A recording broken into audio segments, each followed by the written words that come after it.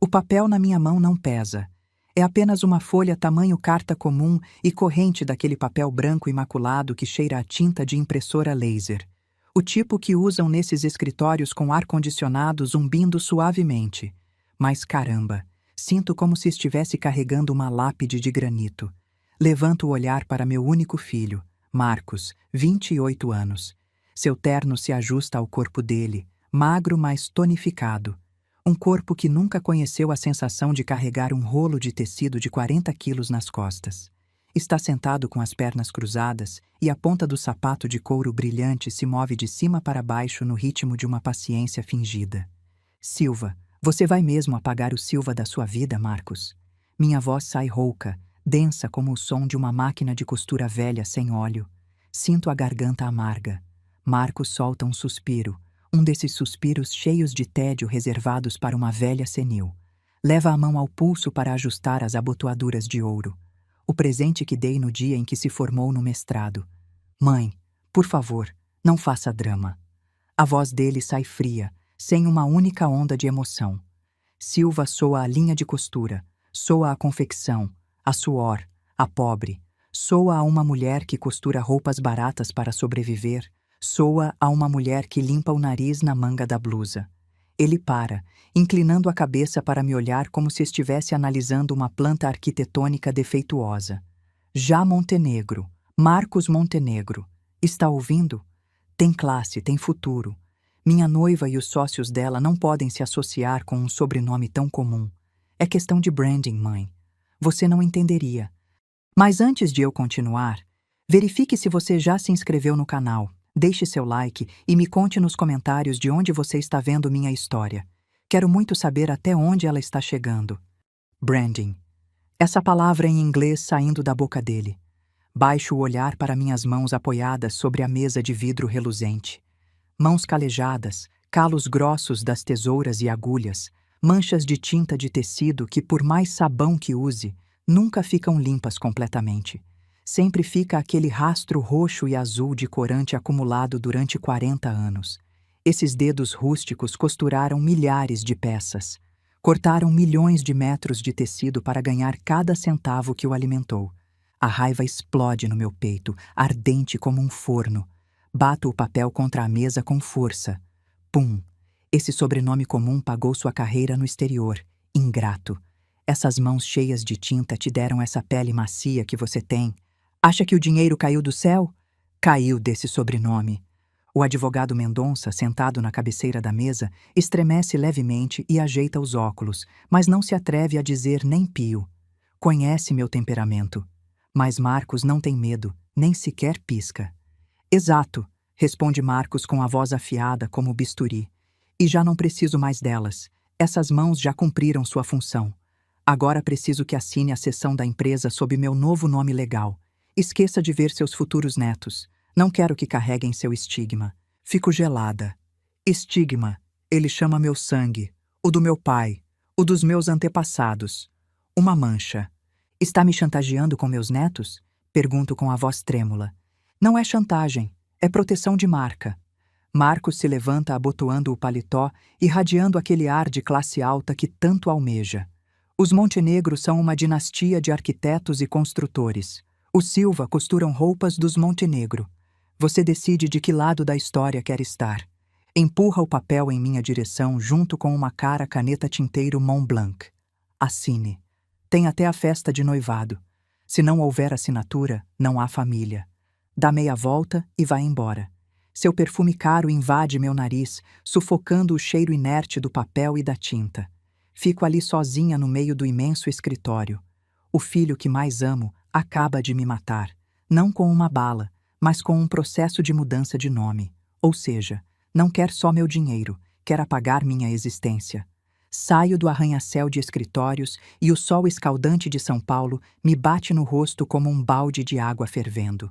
Mas que estranho, sinto frio, um frio gelado que percorre minha espinha dorsal e penetra em cada osso do meu velho corpo. As pessoas dizem que a maior dor é perder um ente querido. Estão erradas. A maior dor é quando seu ente querido continua ali vivo e respirando, mas a alma dele se transformou num monstro estranho. Subo na minha caminhonete Ford F-150 de 98 velha, com a pintura desbotada pelo sol e vento, os bancos de couro rachados com a espuma saindo. Parece deslocada nesse estacionamento cheio de Mercedes e BMWs. O segurança me olha com pena, como se eu fosse uma velha caipira perdida num palácio real. Silva soa a empregados. A frase de Marcos se repete na minha cabeça como uma fita presa. Me olho no espelho retrovisor. Meu rosto está sulcado por rugas profundas, marcas do sol e do trabalho duro. Minha pele está curtida e escura, meus olhos fundos e cansados. Terei me enganado? Não, caramba. Trabalhei de sol a sol. Comecei como ajudante varrendo o ateliê, aguentando broncas da patroa, com os dedos sangrando de tanto furar com a agulha. Pulei o almoço durante 5 anos para economizar e abrir minha primeira confecção. Quando meu marido Luiz morreu num acidente de trânsito e Marcos tinha apenas 6 meses, eu costurava vestidos com meu filho pendurado nas costas. Lembro das noites em que o menino tinha febre alta. Sentava ao lado da cama dele com as mãos ainda sujas de tinta de tecido, com medo de tocá-lo e manchar sua pele clara. Jurei ao espírito de Luiz: o menino nunca terá que se sentar numa máquina de costura como eu. Será o patrão, será limpo. E olha que agora ele é limpo. Tão limpo que quer lavar e apagar essa mãe suja. Então para você estou morta, murmuro repetindo a pergunta de há pouco. Socialmente sim. Não se ofenda, são só negócios. As lágrimas me brotam quentes, rolando pelas minhas bochechas cheias de rugas. Bato no volante com força. A dor do golpe me ajuda a despertar um pouco. Dirijo para fora do centro luxuoso, indo em direção à zona industrial nos arredores. Lá tem poeira, barulho, caos, mas esse é meu lugar. A cidade passa pela janela. Os frios arranha-céus de vidro e aço dão lugar a fileiras de galpões industriais com telhados de zinco, lojinhas de bairro e gente trabalhadora suando a camisa. Sinto que me parto em dois. Uma metade quer correr abraçar meu filho, me ajoelhar e suplicar que não deixe o sobrenome, que não me deixe. A outra metade está acendendo uma chama escura, a fúria de uma fera ferida. Meu celular vibra. Mensagem do banco. Notificação da transferência mensal para as despesas de Marcos. 50 mil reais. Continuo mandando religiosamente, embora já tenha se formado e trabalhe há 3 anos. Quero que viva confortável. São só negócios, disse ele. Olho a tela do celular, meu polegar tremendo sobre o botão de cancelar transferência recorrente. Mas me detenho. Não, ainda não. Se cortar o dinheiro agora, vai fazer um escândalo dizendo que sou uma velha mesquinha e avarenta. Terá a desculpa perfeita para se fazer de vítima diante da noiva e da família dela. Preciso de outro plano, um plano digno desse insulto.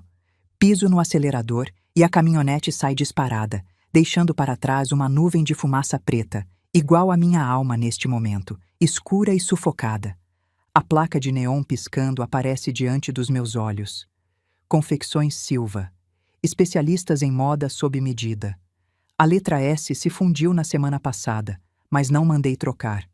Agora que vejo, me parece uma ironia. Talvez tenha sido um presságio. Entro com a caminhonete no pátio. O cheiro a tinta de tecido, a produto químico de tingimento e ao zumbido constante das máquinas de costura industriais invade meu nariz assim que abro a porta. Para outros é fedor. Para mim é cheiro de pão de cada dia, cheiro de honestidade. Patroa, já chegou. O grito ressoa do mezanino da área de corte. José, o mestre cortador que está comigo há 10 anos, está limpando as mãos num trapo velho e manchado de tinta. Corre até mim com um sorriso radiante que deixa ver seus dentes branquíssimos, contrastando com o rosto manchado de corante azul. Como foi com o Marcos, dona Carmen? Já convenceu ele a largar essas bobagens de arquiteto e vir aprender o negócio de verdade? Pergunta José com voz entusiasmada. Sempre chama Marcos de o Marcos, com um carinho genuíno, embora Marcos nunca tenha se dignado a cumprimentar José além do indispensável. Olho para José. Tem mais ou menos a idade de Marcos, talvez um pouco mais novo. Veste seu avental cheio de retalhos com Silva bordado em linha vermelha sobre o peito. O nome que meu filho jogou no lixo, esse estranho o carrega no peito com orgulho. Bem, foi bem, José. Minto com a voz quebrada.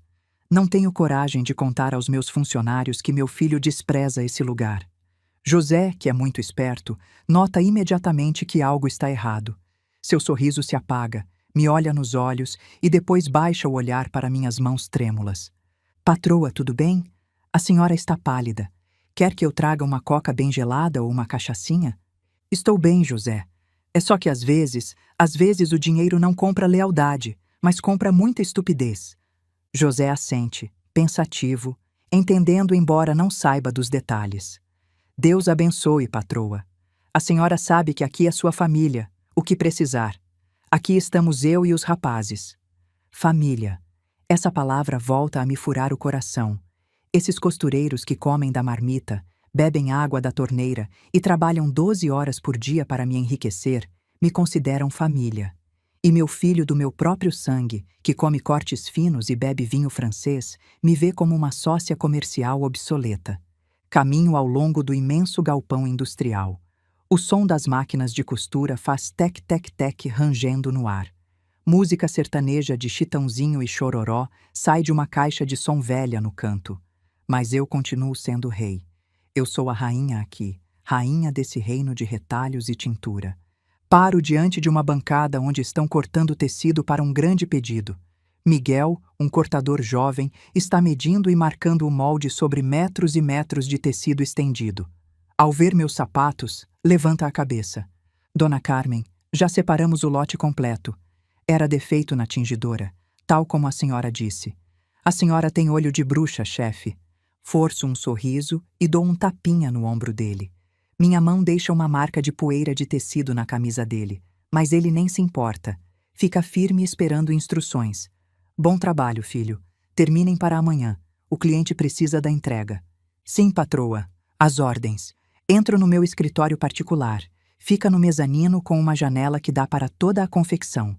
É um escritório simples, apenas uma escrivaninha velha de carvalho, um arquivo cheio de papéis de impostos e as paredes forradas de diplomas e reconhecimentos de empresa modelo. E fotos, muitas fotos. Foto de Marcos com 1 mês de nascido. Marcos aprendendo a andar. Marcos se formando no colegial.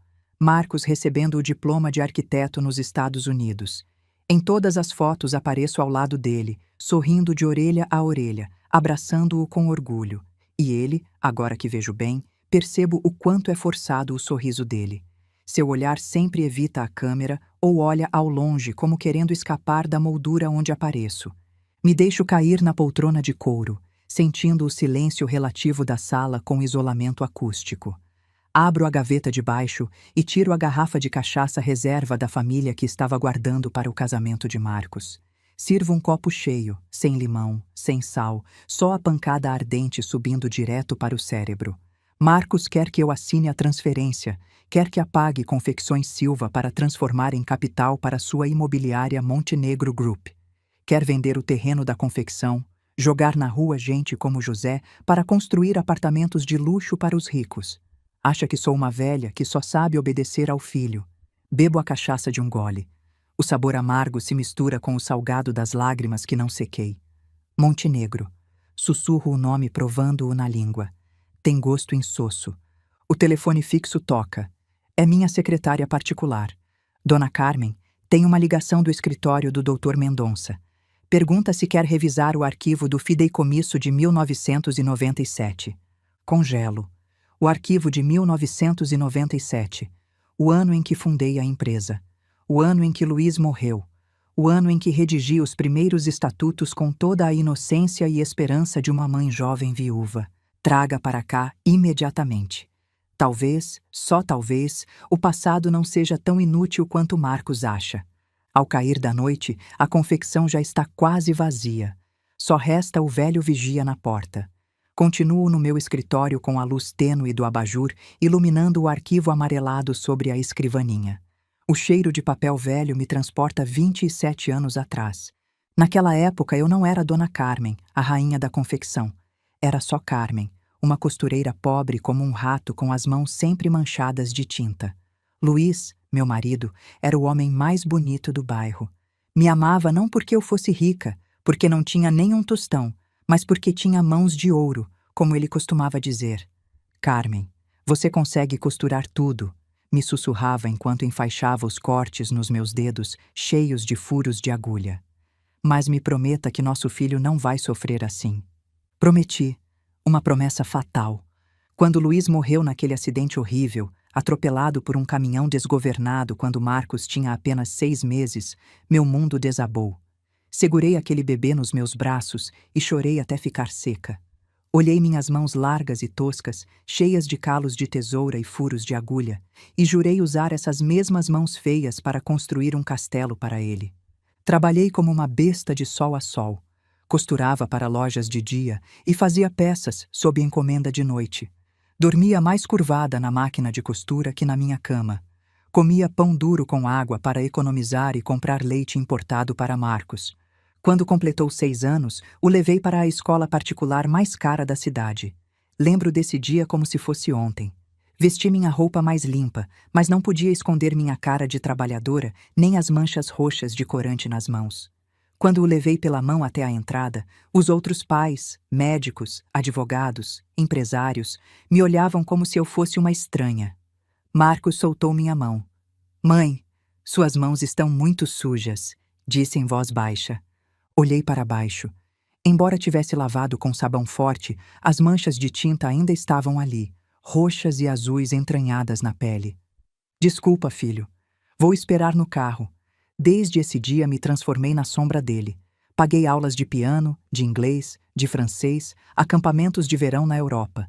Criei um mundo perfeito ao redor dele, isolando-o do cheiro de tinta e tecido da confecção. Achei que isso era amor. Me enganei. Que estúpida fui. Não criei um filho, criei um parasita. O mandei para escolas de ricos para que aprendesse a desprezar a própria origem. Cada real que ganhei com suor e lágrimas se transformou num tijolo a mais no muro que nos separava. Suas visitas à casa ficaram escassas. As refeições juntos eram desconfortáveis. Nunca me perguntava: "Mãe, cansou hoje no trabalho?" Só perguntava: "Mãe, já depositou?" Passo as páginas do arquivo do fideicomisso. O advogado Mendonça, embora seja um velho raposo, em seus tempos também foi meu companheiro de bebedeira. Ele redigiu esses estatutos com muito cuidado. Artigo 1. O fideicomisso se constitui para proteger e manter a prosperidade da linhagem Silva. Artigo 2. O beneficiário deve ser descendente direto. Passo a vista pelo texto legal seco e então meus olhos param numa letra pequena quase no final. Uma cláusula que quase tinha esquecido, acrescentada de última hora por conselho do meu pai, o avô de Marcos, um homem da antiga e muito rigoroso. Cláusula 4. Cláusula de identidade. Para garantir a sucessão e o respeito ao legado familiar, o administrador e beneficiário único do fideicomisso deve portar o sobrenome Silva de maneira legal. A renúncia voluntária, mudança ou rejeição desse sobrenome se considerará como uma renúncia tácita aos direitos de herança. Meu coração bate forte. Renúncia tácita. Leio a linha uma e outra vez. Um sorriso amargo se desenha nos meus lábios. Acontece que Deus vê tudo mesmo. Ou talvez meu pai viu o futuro. Marcos quer mudar o nome para ser classe alta. Quer ser Montenegro. Tudo bem, vou dar o gosto a ele. Será Montenegro. E um Montenegro não tem direito de tocar nenhum centavo do Silva. Pego o telefone e ligo para Mendonça. São 11 da noite, mas sei que esse velho não dorme. "Carmen, aconteceu alguma coisa?" "Doutor, vá preparando os papéis. Quero ativar a cláusula de sangue e quero fazer bem discretamente." "Tem certeza, Carmen? Isso vai destruí-lo. Não haverá volta." Olho a foto de Marcos sorrindo forçadamente na parede. Meu olhar esfria igual ao dele essa tarde. "Ele já me destruiu, doutor. Ele matou Silva. Eu só vou enterrar Montenegro." "Faça." Desligo. A escuridão na sala parece engrossar, mas já não me sinto sozinha. Sinto uma emoção cruel correndo pelas minhas veias. 2 dias depois decido dar a Marcos uma última oportunidade. Talvez tenha sido a consciência de mãe, ou talvez quisesse ver com meus próprios olhos quão podre estava a árvore que plantei. Dirijo até a cobertura de Marcos. Fica no andar 40 da torre mais luxuosa dos Jardins, a zona mais rica de São Paulo. Comprei esse apartamento ano passado. Vale $2 milhões, no nome da empresa para economizar impostos. Um truque que Marcos insistiu em fazer. O elevador privativo me leva direto à sala. As portas se abrem e me bate o luxo excessivo. Pisos de mármore branco, lustres de cristal e pinturas abstratas que não entendo, mas que custam o que ganho num ano. Marcos não está. Só está Vanessa, a noiva dele. Vanessa é uma moça bonita, ninguém nega. Loira, corpo de modelo, filha de uma família de linhagem em decadência. Sua família tem o nome, os Montenegro, mas acabou o dinheiro, por isso se agarra ao meu filho. Está sentada no sofá de couro branco, folheando uma revista de moda com uma taça de mimosa na mão. Ao me ver entrar, não se levanta nem sorri, só levanta uma sobrancelha como se eu fosse a entregadora que chegou na hora errada. Dona Carmen. Sua voz é doce, mas gelada. Marcos está numa reunião com investidores. Veio sem avisar. Fico parada no meio da sala, sentindo-me fora de lugar com minha roupa simples cor caque. Preciso falar com meu filho e com você, Vanessa. Ela larga a taça, cruza os braços, uma postura defensiva, mas arrogante. Olha, Dona Carmen, seja razoável. Vamos nos casar. Nossos filhos irão para escolas internacionais. Vão conviver com filhos de ministros e embaixadores.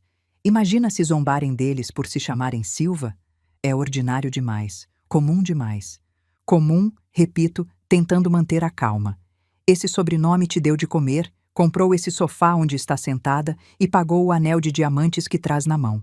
Vanessa solta uma risada de desprezo total. Dinheiro é dinheiro, a origem não importa, desde que esteja limpo. E Marcos está limpando ao mudar o nome. Marcos Montenegro soa a arquiteto de classe mundial. Mas Marcos Silva... Ela dá de ombros fazendo uma careta. Soa ao tipo que costura roupa de empregada. O sangue me ferve no rosto. Está me insultando na própria casa que meu dinheiro comprou. Você está obrigando ele a negar a mãe. Vanessa se levanta e se aproxima de mim. É alta e com os saltos me olha direto nos olhos. Eu não obrigo ninguém. Marcos quer fazer isso. Ele deseja escapar da sua sombra cheia de manchas de tinta mais do que eu. Sabe o que ele faz cada vez que a senhora vem de visita? Assim que vai embora, Marcos chama um serviço de limpeza para desinfetar o apartamento. Diz que seu cheiro de tecido velho lhe dá náuseas. Pum! Isso foi como um tiro direto no coração. Marcos nunca tinha me dito isso, mas vendo o olhar triunfante de Vanessa, sei que não mente. Ou se mente, a verdade é igualmente cruel. Meu filho tem nojo de mim. Ah, é? Digo. E minha voz fica estranhamente tranquila. A dor se transformou em algo frio e duro como aço. Então peço desculpas por contaminar o ar de vocês. Melhor assinar logo, acrescenta Vanessa, me dando as costas para ir ao bar. Faça pela felicidade do seu filho. Já está velha, Dona Carmen. A senhora é o passado. Nos deixe ser o futuro. Olho suas costas esbeltas. Olho esse apartamento luxuoso, mas sem alma. Você tem razão, Vanessa. Sou o passado, mas esquece uma coisa. Sem passado não há futuro. Viro em direção ao elevador. Ah, e mais uma coisa. Olho para trás. Diga a Marcos que vou assinar. Vou assinar no dia do noivado na frente de todos. Quero uma grande entrada para o nome Montenegro. Vou dar uma entrada que nunca vai esquecer. Vanessa sorri vitoriosa, erguendo a taça para mim. Perfeito. Obrigada pela cooperação, Dona Carmen. Lembre-se de usar roupa formal e, por favor, tome um bom banho. As portas do elevador se fecham, ocultando o sorriso arrogante dela. Fico na cabine descendo em direção ao térreo em alta velocidade. Acham que ganharam. Não sabem que essa assinatura será a sentença de morte para o futuro de europeu deles. Passou uma semana como um pesadelo interminável. Recebi um envelope por mensageiro urgente na segunda de manhã. Não era correio normal. Vinha de um escritório particular caríssimo. O envelope era grosso, pesado, com um selo de urgente em vermelho brilhante. Sentada no meu escritório empoeirado, com o ventilador de teto girando e rangendo sobre minha cabeça como uma contagem regressiva, usei minha tesoura de cabo de madeira, a que uso para cortar tecidos há 20 anos, para rasgar o envelope. Dentro tinha uma cópia certificada do juizado civil. Decisão sobre mudança de estado civil. Interessado. Marcos Silva. Novo nome. Marcos Montenegro. O nome me bate nos olhos, alheio e afiado como bisturi. Ele fez. De verdade fez. Cortou o último laço comigo, com Luiz, com o avô.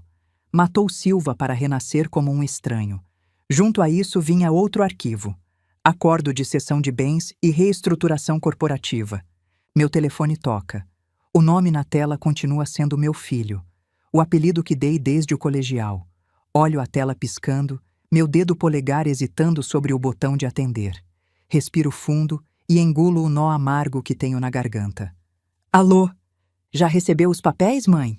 Soa a voz de Marcos, sem cumprimentar, fria e cortante como um CEO dando ordens a um funcionário qualquer.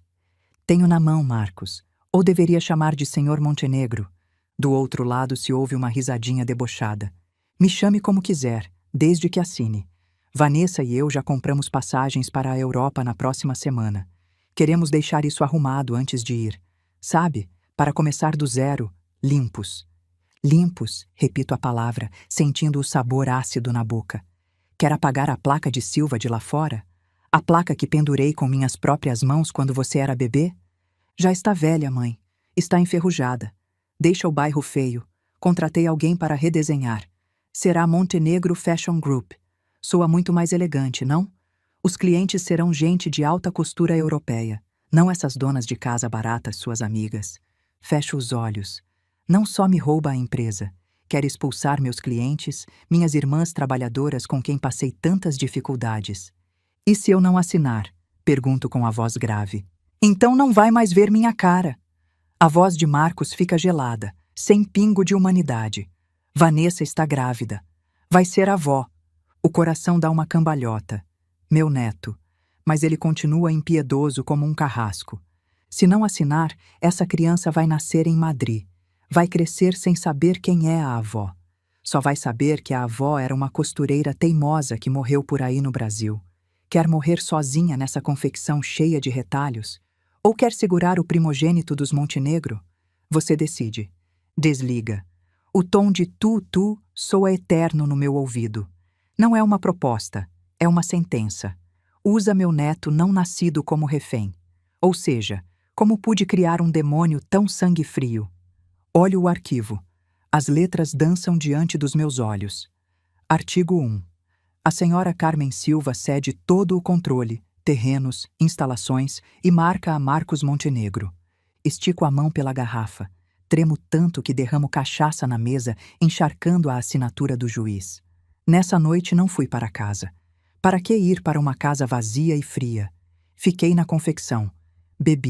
Bebi como se a cachaça pudesse lavar essa humilhação. Caminhei cambaleando entre as fileiras de máquinas de costura que esperavam o próximo turno. Na escuridão pareciam monstros metálicos gigantes dormindo.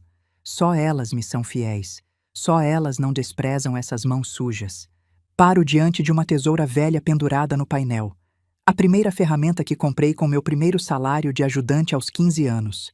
Está gasta, brilhante pelo suor das minhas mãos. Por quê? Grito e o eco rebate nas paredes do galpão. Por quê, meu Deus? O que fiz de errado? Trabalhei de sol a sol. Não brinquei.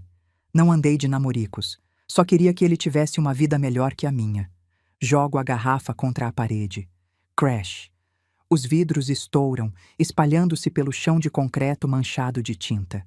Me deixo cair no chão, encostando as costas num rolo enorme de tecido. Choro pela primeira vez em quase 30 anos desde que Luiz morreu. Choro a bom chorar como uma criança. Lembro de Marcos pequeno. O dia que correu para a confecção com o rosto alegre segurando uma agulha de brinquedo. Mãe, vou te ajudar a costurar. O que fiz? Gritei com ele. Entre para casa agora mesmo. Vai sujar a roupa. Não toque nessa porcaria. Eu mesma plantei a ideia de que meu trabalho era sujo, que era lixo. Queria protegê-lo, mas sem querer ensinei ele a me desprezar. Que tola fui. Olho minhas mãos sob a luz da lua que entra pela janela, manchadas de roxo e azul, toscas, unhas quebradas, dedos cheios de calos de tesoura. Marcos tem razão. Essas mãos são nojentas. Talvez devesse assinar. Assinar e pronto. Que venda a confecção. Que apague o nome Silva. Talvez Silva mereça ser esquecido.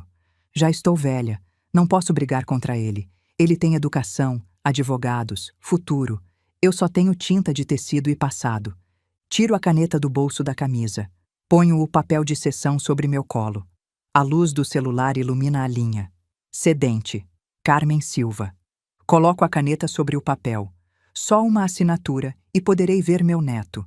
Poderei ser avó, mesmo que seja uma avó desprezada, escondida na porta dos fundos, mas pelo menos não estarei sozinha. O medo da solidão devora o amor próprio de uma maneira terrível. Justo então, um barulho vem da cortina metálica. O som da corrente da cortina me tira da bebedeira. Quem vem à confecção às 2 da manhã? Um ladrão. Levanto de 4 e pego uma régua de metal de meio metro. Quem está aí? Dê a cara. Grito arrastando a voz mais ameaçadora. A cortina sobe pela metade.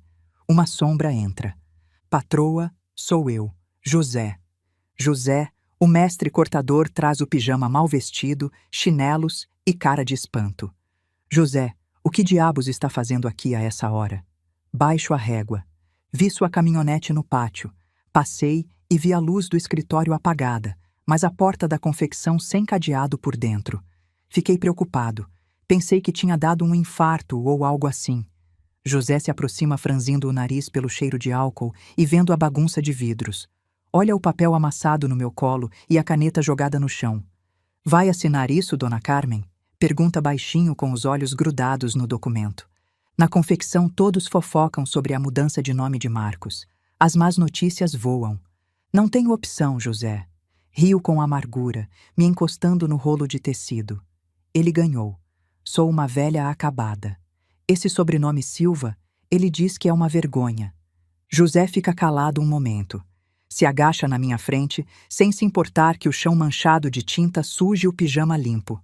Patroa, lembra que semana passada bateram no meu filho, o mais novo, na escola? Olho sem entender. E o que tem a ver? Brigou com outro menino porque disse que o pai dele era um costureiro de quinta. O professor me chamou. Sabe o que meu filho disse? Nego com a cabeça. José me olha direto nos olhos e brilham com um orgulho estranho. Disse: meu pai não é de quinta. Ele costura as roupas que vocês usam todo dia. Se meu pai não costurar, você anda pelado? Meu pai é um herói que mantém esse mundo vestido. Tenho orgulho de ser filho de José Silva, costureiro da dona Carmen Silva. Fico pasma. Disse isso? De verdade? De verdade mesmo. E quando chegamos em casa, me pediu para ensinar a usar a tesoura de corte. Quer ter as mãos como as minhas. José abre as mãos calejadas, manchadas de tinta, e as põe junto às minhas. São idênticas, roxas, azuis, ásperas, mas fortes. Dona Carmen, a honra não está em se o nome soa elegante ou não. A honra está aqui. José bate no peito esquerdo onde bate o coração. E aqui, aponta para as mãos. Se a senhora assinar esse papel, não vende só a confecção, vende o orgulho do meu filho, o meu e o seu próprio. Vai deixar que Marcos apague o nome que tanta gente respeita? As palavras de José são como um balde de água fria. A bebedeira baixa de uma vez. O filho de um costureiro entende mais de honra que meu filho com mestrado. Marcos se envergonha de mim. O filho de José tem orgulho do pai dele. A diferença não está no sangue, a diferença está no coração. Olho o papel de sessão de novo. Já não vejo medo. Vejo desprezo. Desprezo pela minha própria fraqueza de há pouco.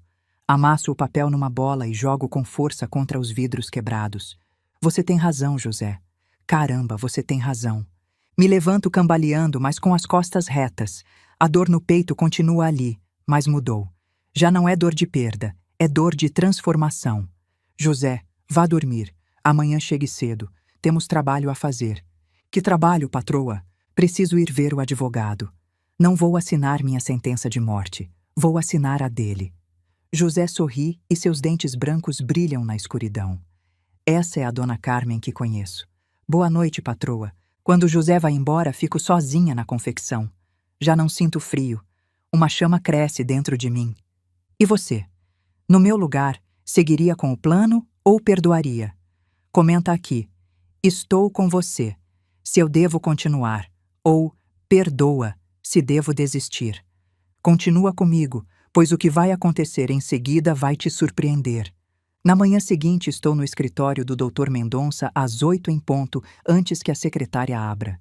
Trago meu conjunto formal mais velho, mas estou bem arrumada e penteada. Mendonça já está velho, com o rosto enrugado como passa, mas seus olhos atrás dos óculos de fundo de garrafa continuam afiados. Me olha e depois olha o arquivo Fideicomisso 1997 sobre a mesa. Carmen, tem certeza?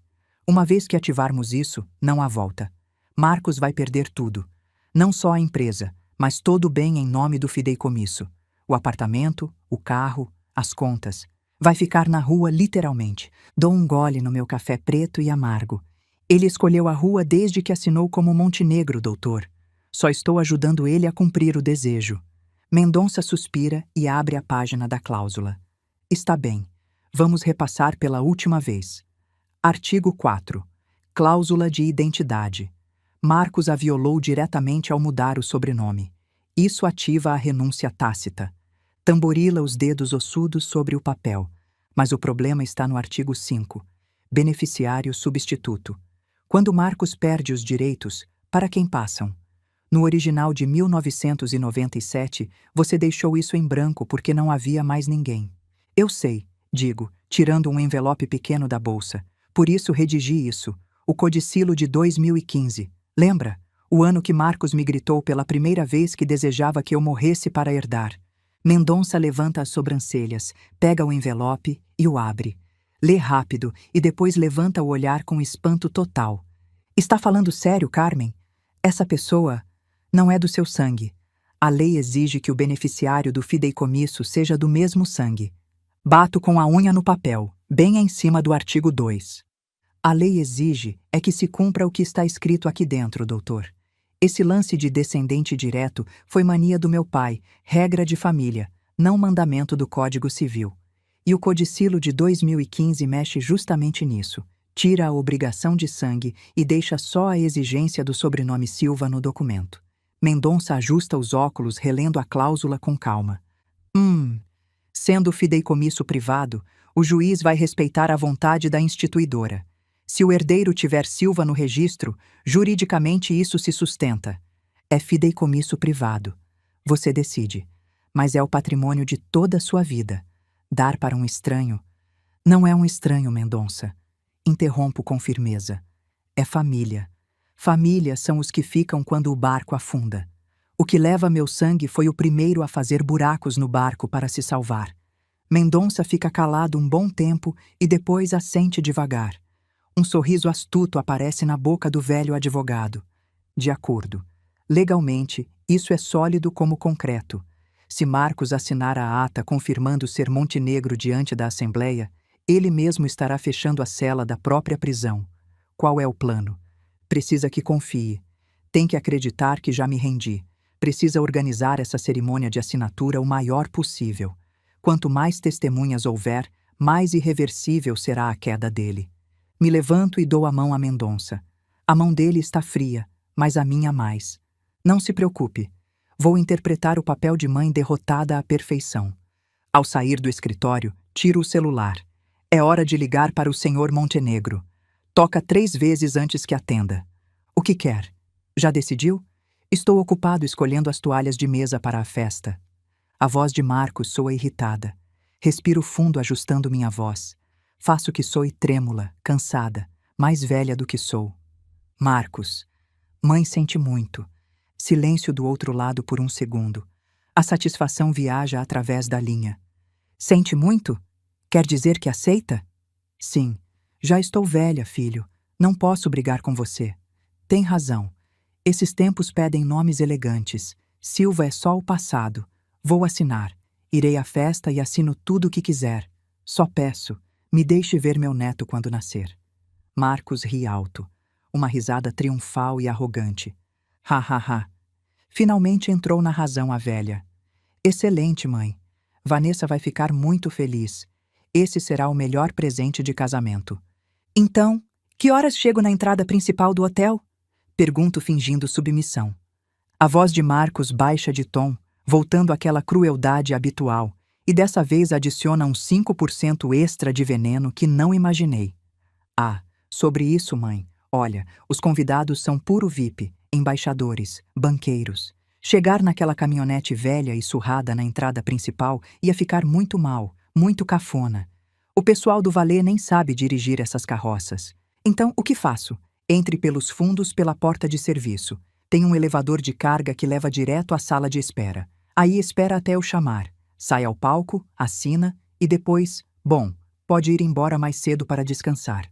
Pela porta de trás mesmo. Elevador de carga e depois some. Me trata pior que um cachorro de guarda. E mais uma coisa, acrescenta, como querendo cravar outro prego no caixão. Mãe, por favor, coloque as mãos de molho no cloro ou faça alguma coisa. Não vá trazer as unhas manchadas de tinta quando pegar a caneta. E se perfume bastante. Não quero que o cheiro de tecido grude no vestido da Vanessa. É nojento. Aperto o telefone com tanta força que sinto que vou quebrar a tela. O sangue me ferve, mas minha voz sai macia, resignada. Tudo bem, filho. Vou me lavar bem. Entro pelos fundos. Não vou envergonhar você. Certo, nos vemos sábado. Não chegue atrasada. Desliga. Fico parada na rua cheia de gente baixando o telefone. Um sorriso frio se desenha no meu rosto. Não de alegria, mas o sorriso de uma caçadora que vê a presa pisar na armadilha. Quer que entre pelos fundos? Certo, entrarei pelos fundos. Quer que esteja limpa? Certo, me limparei. Vou limpá-lo da minha vida. Marcos desligou sorrindo, sonhando com seus arranha-céus Montenegro, mas não sabe que essa ligação foi o momento em que assinou a própria ordem de execução. Acabou de convidar o carrasco para a festa e acabou de dar instruções detalhadas de como entrar para colocar a faca no pescoço o mais rápido possível. Sábado, 7 da noite. Hotel Grand Royal São Paulo. Estaciono minha caminhonete F-150 no Beco dos Fundos, junto aos contêineres de lixo da cozinha do hotel, tal como me indicou o Sr. Montenegro. O cheiro de comida estragada e lixiviados se mistura com o aroma do perfume barato que acabei de passar. Um segurança jovem me detém na entrada de serviço. Ei, senhora, essa área é para pessoal de serviço. Fornecedores pela outra porta. Ajusto a gola do meu conjunto, que já tem a borda desfiada, e levanto a cabeça. Não vim entregar nada. Sou a mãe do noivo. O segurança me varre com o olhar de pés à cabeça. Olha meus sapatos de couro velhos, que, embora tenha dado brilho, continuam mostrando as rachaduras. Olha minhas mãos largas e toscas, manchadas de roxo. Depois solta uma risadinha não mal intencionada, mas cheia de pena.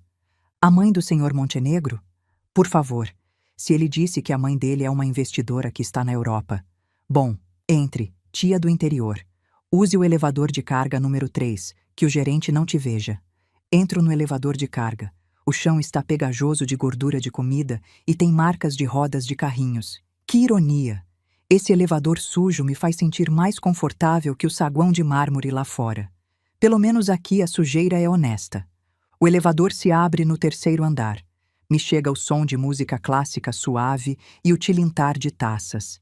Saio e me escondo num canto escuro atrás de uma cortina de veludo vermelho gigante. O salão é impressionantemente luxuoso. Lustres de cristal pendem como lágrimas gigantes. Flores frescas inundam os corredores. Cavalheiros de smoking preto e damas em vestidos de noite brilhantes seguram taças de champanhe rindo e conversando sobre trivialidades. E ali está no centro brilhando como um deus, terno cor marfim, cabelo engomado para trás. Está brindando com um homem gordo. Acho que é o presidente da Associação de Arquitetos. Vanessa está ao lado dele, radiante e afiada como uma faca banhada em ouro. Respiro fundo e saio do esconderijo. Marcos me vê. O sorriso no rosto dele apaga na hora, substituído por um senho franzido de alerta total. Se desculpa com os convidados e puxa Vanessa rapidamente até mim, me interceptando perto da zona onde os garçons deixam os pratos sujos. Chegou na hora, diz entre os dentes, olhando para todos os lados para ver se alguém nos vê. Mas o que está fazendo aqui parada? Disse para esperar na sala de espera. Estava fechada. Minto. Queria estar aqui para ver você se apresentar. Marcos exala com fastio, fazendo uma careta de nojo ao se aproximar de mim. Fareja. Com o que se lavou? Esse perfume, meu Deus, cheira a salão de bairro. Se afaste um pouco da Vanessa. Ela tem náuseas pela gravidez. Vanessa cobre o nariz com um lenço, me olhando como se eu fosse uma barata que acabou de sair do armário. Dona Carmen, por favor, Não toque em nada, especialmente na comida. Olhe as suas unhas, embora as tenha cortado, ainda estão manchadas de roxo. Vai tirar o apetite dos convidados. Olho minhas mãos. As deixei de molho em cloro por 30 minutos ontem até a pele ficar vermelha e arder. Mas a tinta de tecido que entrou na carne durante 40 anos não sai com cloro. Pode deixar, digo com voz rouca. Não estou com fome, só vim assinar. Certo. Marcos me arruma o colarinho do pescoço. Um gesto que parece carinhoso de longe, mas que na verdade é para me empurrar para trás. Fique quieta nesse canto. Não fale com ninguém. Não ria alto. Quando o mestre de cerimônias chamar a fundadora predecessora, sobe direto ao palco, assina onde eu apontar e desce pela saída de emergência à direita. Meu motorista vai levá-la para casa. Entendido? Entendido, Sr. Montenegro. Assente, satisfeito, e vira as costas para se misturar de novo com a multidão, se transformando outra vez no príncipe encantador. Fico ali, sozinha na escuridão, abraçando o velho arquivo contra meu peito. A música soa doce, mas nos meus ouvidos só ouço o tum-tum do meu coração. Não sabem que a sombra parada nesse canto não é uma velha acabada, é a morte afiando a foice. 1 hora depois, as luzes do salão se apagam. Um refletor ilumina o centro do palco.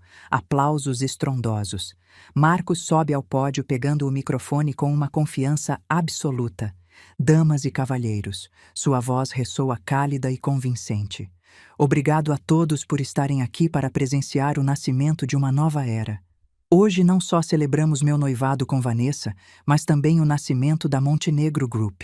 Mais aplausos. A tela gigante atrás projeta o novo logo, um M estilizado em dourado, elegante, moderno, nem rastro da agulha e da linha do velho logo das confecções Silva. Muitos me perguntam, qual é meu segredo para o sucesso? Continua Marcos passeando pelo palco. É a coragem para mudar. Coragem para se livrar do velho, da mentalidade obsoleta, das cargas do passado para alcançar a excelência. Cargas. Me chama de carga na frente de 500 pessoas.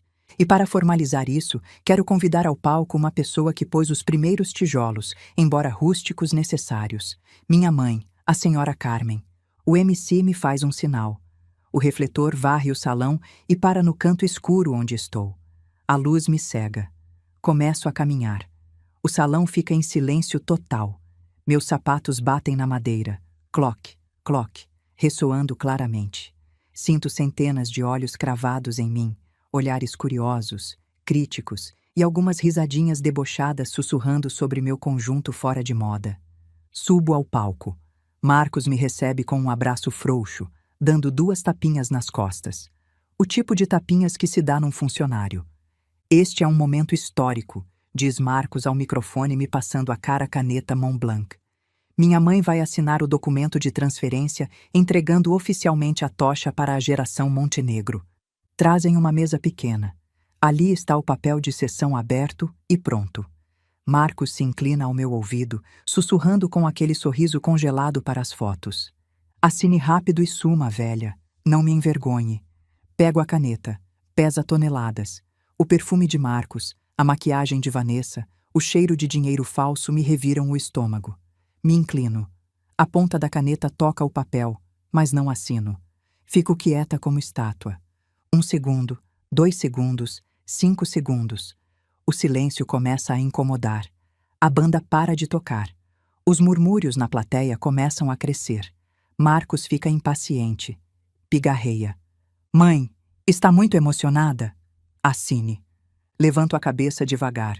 Não olho o papel. Olho direto nos olhos de Marcos. Meus olhos velhos e cansados de repente brilham com um fogo que ele nunca tinha visto. Pego o microfone do pódio. Um momento. Minha voz sai firme, sem tremer, dura como um martelo batendo na bigorna. Há uma pequena confusão aqui. Todo o salão prende a respiração. O silêncio já não é curiosidade, é um silêncio sepulcral. A tensão é tão densa que poderia ser cortada com uma faca. Dá para ouvir até o gelo derretendo nas taças da mesa mais distante. Marcos empalidece. Tenta me tirar o microfone, mas dou um passo para trás levantando meu velho arquivo no alto. Antes de assinar este papel, digo alto, minha voz retumbando no grande salão, Preciso esclarecer a verdadeira propriedade da empresa que vocês chamam Montenegro Group. O que está fazendo? Segurança. Marcos se joga em minha direção. Quieto aí! Grito. O grito de comando de uma mulher que dirigiu uma confecção por 40 anos faz Marcos congelar por instinto. Quer que todos ouçam a verdade ou prefere que vejam arrastando essa velha para fora do palco como um saco de lixo? Os convidados começam a murmurar mais alto. Celulares e câmeras se levantam em uníssono. Vanessa está petrificada com a taça tremendo na mão. Abro o arquivo e tiro a folha amarelada de 1997. Damas e cavalheiros, esta companhia não me pertence, e muito menos pertence ao jovem Marcos aqui presente. Pertence ao Fideicomisso Familiar Silva, fundado em 1997. Ponho meus óculos de leitura e leio devagar, claro e alto como juiz ditando sentença. Artigo 4. Identidade de sangue. O administrador e beneficiário único do fideicomisso deve portar obrigatoriamente o sobrenome Silva de maneira legal. Qualquer ação destinada a mudar, negar ou eliminar esse sobrenome se considerará como uma renúncia tácita aos direitos de herança. Faço uma pausa olhando para o rosto de Marcos, que agora está branco como o papel. Marcos, você acabou de se vangloriar para o mundo inteiro que mudou o nome para Montenegro. Desfilou esse certificado por todos os lados como um troféu. Jogo o papel de sessão que me deu no chão do palco. Parabéns, senhor Montenegro. Com esse novo nome você acabou de se apagar oficialmente da lista de beneficiários. Legalmente é um estranho. E o Fideicomisso Silva não mantém estranhos. O salão explode em espanto. Ah, o quê? Não pode ser! Ressoa caoticamente. Vanessa corre ao lado de Marcos, me arrancando o papel para ler. Seus olhos esbugalham ao ver o selo vermelho e a assinatura do notário de 27 anos atrás. Que diabos é isso, Marcos? Disse que era dono de tudo, grita Vanessa, esquecendo completamente a etiqueta. O palco glamuroso se transformou num campo de batalha. Marcos treme suando em bicas, arruinando a maquiagem. Tenta rir, uma risada torta e patética. Ha ha ha. Mãe, que piada boa. Pessoal, isso é uma piada da minha mãe. Ela tem um senso de humor muito peculiar. Vira para mim baixando a voz para suplicar, mas com olhos ameaçadores. Mãe, pare já. Pare de fazer ridículo. Vamos lá dentro conversar. O ridículo? Rio com desprezo. O único ridículo aqui é você, Marcos. Acha que sobrenome é uma camisa que veste e tira quando quer? Disse que Silva é uma mancha. Tudo bem, fico com a mancha. Você fica com sua elegância. O Dr. Mendonça, que estava sentado em silêncio na mesa VIP, se levanta, ajusta a gravata e sobe ao palco com passo firme. Confirmo a validade legal deste documento, diz Mendonça ao microfone. Segundo a lei, no momento exato em que o Sr. Marcos assinou a mudança de nome, perdeu seu status legal sobre todos os ativos do fideicomisso, incluindo a confecção, as contas bancárias e também a cobertura onde mora e o carro que dirige. Não! Impossível! Grita Marcos, se jogando para agarrar Mendonça pelas lapelas. Sou filho dela. É meu sangue. Que lei proíbe que um filho herde da mãe? Sangue. Dou um passo à frente e tiro as mãos dele de cima do advogado. Você mesmo me disse. Isso são negócios, não família. Quer jogar com regras corporativas? Vamos jogar. É um contrato, Marcos. E você violou. Marcos desmorona. Olha ao redor buscando ajuda, mas seus sócios estratégicos, seus amigos da alta sociedade, evitam o olhar ou sussurram com desprezo. Ninguém quer se associar com alguém que acabou de quebrar publicamente. Vanessa solta o braço de Marcos como se queimasse. Me enganou. Disse que era o único herdeiro. Maldito seja. Marcos se vira para mim com o rosto cheio de ranho e lágrimas. A arrogância desapareceu. Só resta a covardia de uma criança mimada a quem tiraram os doces. Mãe, me enganei. Vou mudar de volta. Amanhã mesmo vou ao juizado. Serei Silva. Vou tatuar Silva na testa se quiser. Não me faça isso. Olho para ele ajoelhado aos meus pés, se agarrando às minhas calças caque velhas, essas mesmas que há pouco lhe davam nojo. O coração aperta, mas minha mente está fria como gelo. Mudar de volta? Pergunto. Sim, agora mesmo. É só um nome. Sim, é só um nome, mas a dignidade não se pode mudar. Nego com a cabeça e tiro outro papel do envelope, o que mostrei a Mendonça outro dia. Tarde demais, Marcos. O artigo 5 do fideicomisso é muito claro. No caso de o herdeiro principal renunciar ou violar a cláusula de identidade, os direitos de herança passarão imediatamente e irrevogavelmente ao beneficiário substituto. Marcos levanta o olhar com os olhos arregalados de terror. Beneficiário substituto? Quem? Não tem mais ninguém. Papai morreu. Não tem ninguém. Vanessa grita. Tem um filho bastardo, velha desgraçada. Sorrio. Um sorriso de alívio. Não tenho filhos espalhados, mas tenho um filho de verdade. Um que nunca me pediu para entrar pela porta dos fundos. Um que nunca me pediu para clarear as mãos. Olho para o fundo do salão, perto da entrada. Acenda a luz. Ordeno. O refletor aponta para lá. Ali, escondido timidamente atrás da porta, há um homem com um terno barato alugado às pressas que fica um pouco apertado no corpo robusto dele. Tem um copo de água na mão e cara de susto. José Silva, chamo alto. Suba aqui. Todo o salão se vira. José, o costureiro. José caminha trêmulo, passando entre as filas de gente rica que torce o nariz diante da aparência humilde dele. Sobe ao palco, fica ao meu lado com a cabeça baixa retorcendo as mãos calejadas. Marcos se levanta de um pulo vermelho de raiva e humilhação. Esse cara, está louca? Nem terminou o colegial. É o empregado que lava meu carro. Cale a boca! Dou um tapa em Marcos. Plaft, seco e sonoro. Um tapa carregado com 28 anos de decepção. O salão ofega de novo. Esse homem. Abraço José pelos ombros, obrigando-o a ficar ereto. Ficou ao meu lado quando adoeci enquanto você estava em Dubai. Ficou acordado a noite toda costurando para entregar no prazo enquanto você jogava dinheiro no cassino. Ensina o filho a ter orgulho de ser costureiro enquanto você ensina o seu a desprezar a avó. Me viro para Mendonça. Leia. Mendonça lê com voz potente. Segundo o Codicilo de 2015, todos os ativos, a marca e a operação das Confecções Silva, incluindo as subsidiárias imobiliárias, se transferem incondicionalmente ao senhor José Silva. José abre a boca. Patroa, o que está dizendo? Eu não posso. Aceite, filho. Empurro o arquivo para as mãos dele. Minhas mãos calejadas tocam as dele. Uma transferência geracional, não de sangue, mas de suor. Você merece mais que ninguém. Mantenha vivo o sobrenome Silva. Não deixe morrer.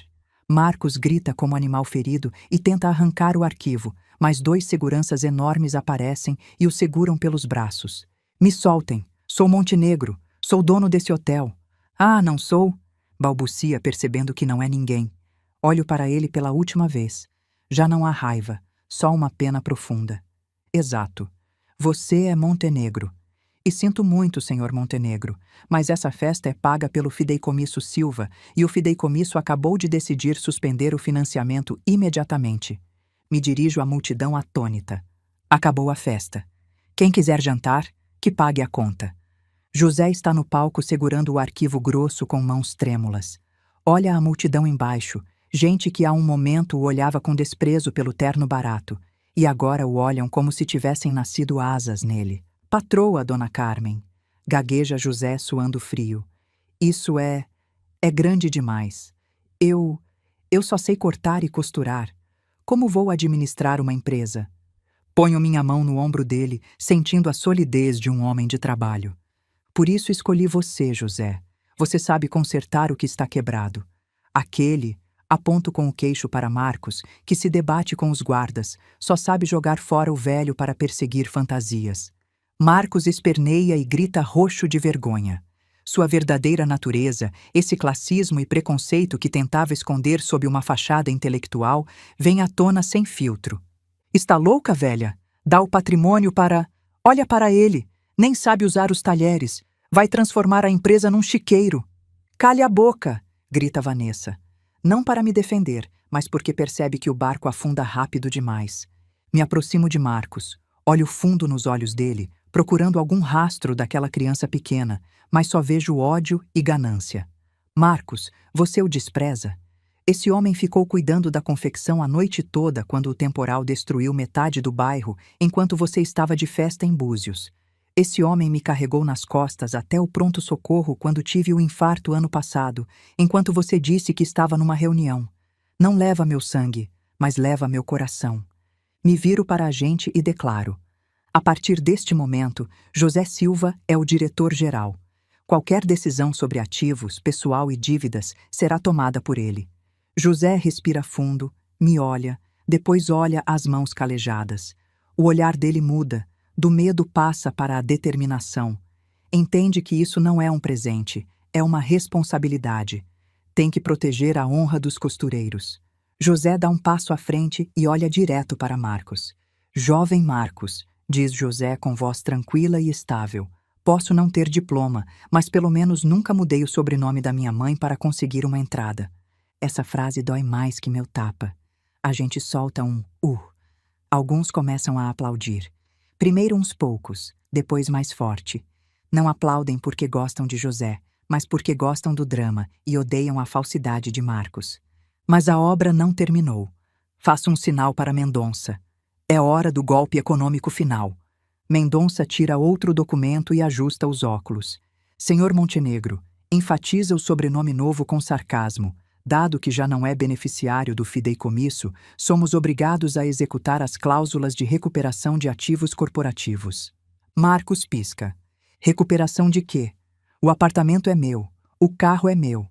Falso, responde Mendonça friamente. No papel, a cobertura na Torre Sofia é propriedade da Silva Imóveis. O Porsche Cayenne que dirige é propriedade da Silva Transportes. Você só tinha direito de uso como membro da família. Agora que é um estranho, está fazendo uso indevido de ativos. Vanessa fica pálida como cera. Agarra Marcos pelo braço, cravando as unhas. Marcos, me diga que está mentindo. O apartamento está no seu nome. Marcos gagueja. Ele assinou para que a empresa fosse dona e assim fugir de imposto de herança. Uma armadilha de espertinho que agora virou a corda no pescoço dele. Mendonça olha o relógio. Apresentamos uma ordem de despejo urgente ao juizado hoje de manhã, logo após confirmar sua mudança de nome. A ordem foi aprovada há 10 minutos. Tem 24 horas para esvaziar o apartamento. 24 horas? Estão loucos? Para onde vamos? Isso não é assunto da empresa. Mendonça dá de ombros. Ah, e o Porsche que está no valet. Nossos guardas já puseram trava e recuperaram a chave reserva. Não! Não é o carro do casamento! Grita Marcos, tentando descer do palco, mas as pernas falham e cai de joelhos. Me aproximo e olho para baixo para meu filho totalmente destruído. Imagina, filho. Sussurro, suave, mas letal. Queria ser sofisticado. Agora é um sofisticado mendigo. Tem um nome bonito, uma etiqueta bonita, mas nem um real no bolso. Viro para Vanessa, que está parada como estátua de sal. Vanessa, querida quase nora, espero que seu amor por Montenegro seja grande o suficiente para dormir com ele embaixo de uma ponte essa noite. Ou seu amor também tem data de validade como o cartão de crédito que acabei de cancelar? Vanessa solta Marcos, olha para ele, depois olha o anel de diamantes na mão. Um anel que sei perfeitamente que Marcos comprou com o cartão corporativo adicional. Tira o anel. Vanessa, o que está fazendo? Marcos levanta o olhar suplicando. Não podemos começar de novo? Sou bom arquiteto. Vou ganhar dinheiro. Ganhar dinheiro? Vanessa ri e joga o anel no peito dele. Acha que alguém vai contratar um arquiteto que acabou de ser deserdado publicamente pela própria mãe? Você é o palhaço da cidade inteira, Marcos. Seu nome é lixo. Mas eu te amo. Amo segurança, Marcos. Amo um homem que possa me proteger, não um idiota que mentiu sobre a fortuna. Você é uma fraude. Plaft. Outro tapa para Marcos. Não meu, mas da mulher com quem ia se casar. Vanessa dá meia volta, o vestido esvoaçando, e desce do palco sem olhar para trás. A gente se afasta para deixá-la passar como se tivesse uma doença contagiosa. Marcos engatinha pelo chão procurando o anel, chorando a bom chorar. Olha ao redor. Seus amigos VIP já estão indo embora. Tapam a boca para rir apontando para ele. Vamos, acabou o show. Pobre coitado. Achou que ganhou na loteria e só tirou sucata. O nome Montenegro soa bem para garçom. Esses sussurros são agulhas na pele dele. O que resta? Sem dinheiro, sem casa, sem carro, sem esposa, sem família. Vira para mim. Dessa vez a altivez foi embora completamente. Se arrasta e abraça minhas pernas. Mãe, mãe, me perdoa. Me enganei. Não me abandone. Serei costureiro. Vou cortar tecidos. Me deixe voltar para a confecção. Não tenho para onde ir. Olho o topo da cabeça dele. O penteado perfeito agora é uma bagunça. Uma vez acariciei essa cabeça prometendo protegê-lo sempre. Mas aquela criança já morreu. O que está aos meus pés é Marcos Montenegro, um desconhecido. Não me chame de mãe, senhor Montenegro. Tiro as mãos dele das minhas pernas e sacudo as calças como tirando poeira. Nas confecções Silva só contratamos costureiros experientes e honestos. Você não é nenhuma das duas coisas. Não dizia que tinta de tecido é nojenta? Não vá manchar seu terno branco. Dou as costas. Uma estranha leveza invade minha alma. A dor no peito desapareceu, deixando um vazio frio, mas tranquilo. Vamos, José. Dou um tapinha no ombro do mestre cortador, agora diretor-geral. Aqui cheira demais a perfume barato. Sinto falta do cheiro de tecido fresco. José assente, abraçando o arquivo como um tesouro. Sim, dona Carmen. Amanhã temos que fazer a entrega grande da loja do seu Rodrigues. Exato. O trabalho é primeiro. 2 pessoas, uma velha e um jovem, descemos do palco. Caminhamos entre as fileiras de cadeiras vazias, pisando no tapete vermelho com nossos sapatos velhos.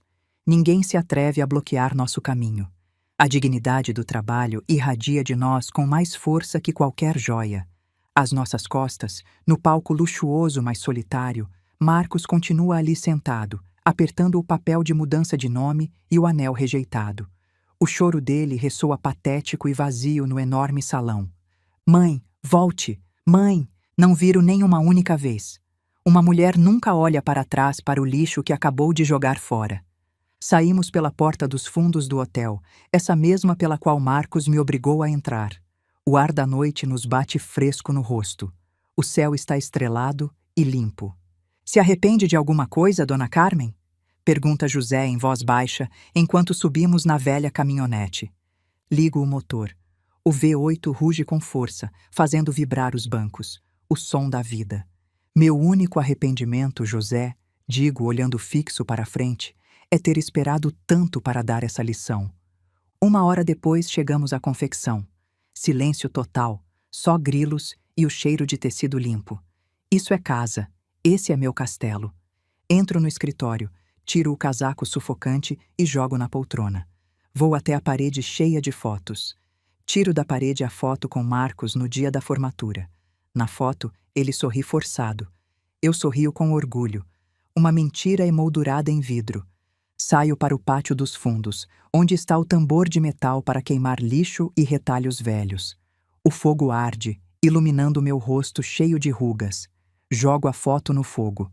O vidro estoura. As chamas lambem o sorriso de Marcos, transformando-o em cinza preta que voa para o céu noturno. José está atrás observando em silêncio. Repinte a placa Silva.